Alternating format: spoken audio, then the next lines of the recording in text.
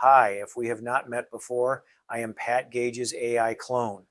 Pat has spent 25 years buying, building, and operating commercial real estate. He's seen how the industry actually runs and where the hours disappear.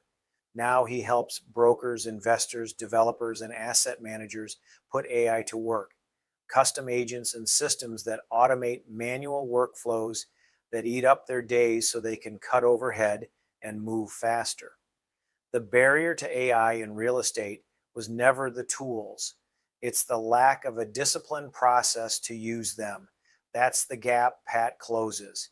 He's the founder of Opportunity Creator, an AI consulting firm, and speaks on AI adoption across the CRE industry. Visit www.opportunitycreator.com for more details. All right, folks, right now, somewhere in corporate America, there's a spreadsheet open on someone's screen.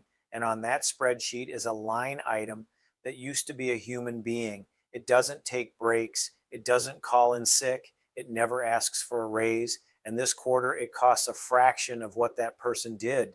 This isn't a prediction. It isn't 2030. It's happening right now. And look, I don't say that to scare you. I've spent 20 plus years underwriting deals and coaching investors, and I've learned to respect the numbers. So let's look at them honestly. In the first quarter of 2026, the tech industry cut nearly 80,000 jobs. According to reporting from Nikkei Asia, almost half of those, about 48%, were attributed to AI and workflow automation. That's not me extrapolating. That's the data. Now, here's where I'll be straight with you because most people won't. Not all of that is purely AI.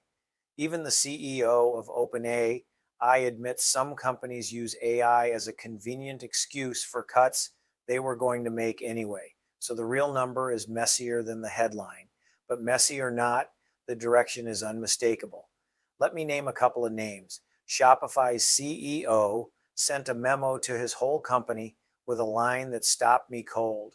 Before you hire anyone, you have to prove the job can't be done by AI first. And Klarna rolled out an AI assistant they said did the work of 700 agents. But here's the part the doom videos leave out.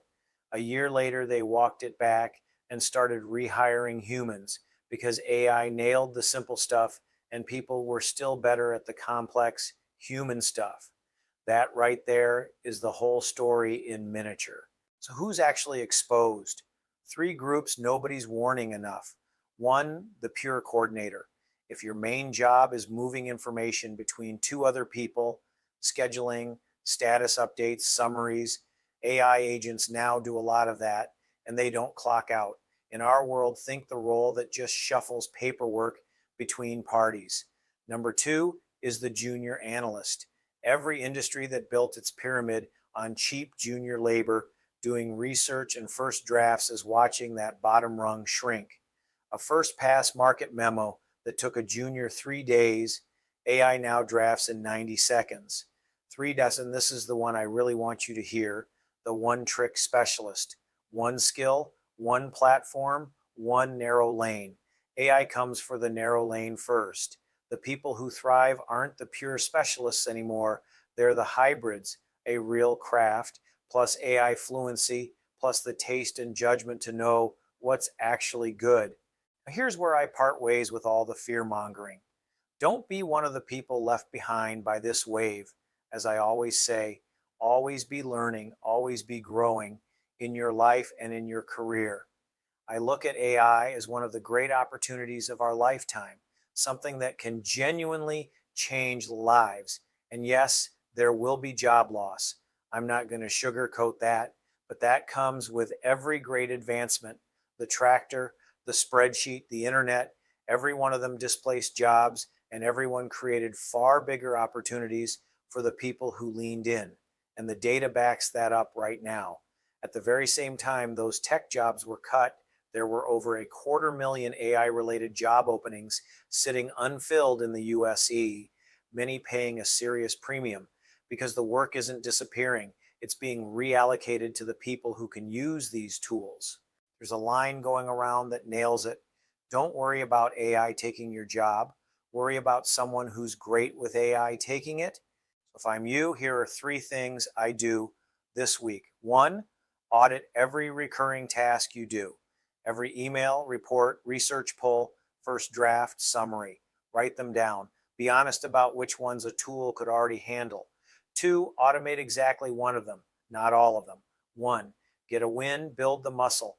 The people who win this aren't the ones who learn AI theory, they're the ones who actually build something with it. 3, become the person others come to for this. Raise your hand for the AI projects. Learn to prompt, learn to build a workflow. Be the one they call when somebody asks, can we do this with AI? I've watched this play out up close. The investors and pros who leaned in 2 years ago, they're thriving. The ones who waited for someone to tell them it was safe, they're scrambling to catch up. This is not a drill, but it's not a death sentence either. It's an open door. And listen, you don't have to figure this all out at once. Nobody does. You just have to start. Pick one thing this week and go. If you liked what you heard, please subscribe for more great content. Because at the end of the day, it's not a deal until the numbers pencil. And it's not an opportunity until you actually move on it. So get out there, keep learning, run the numbers, and rock and roll. Pat Gage, Opportunity Creator. I'll see you on the next video.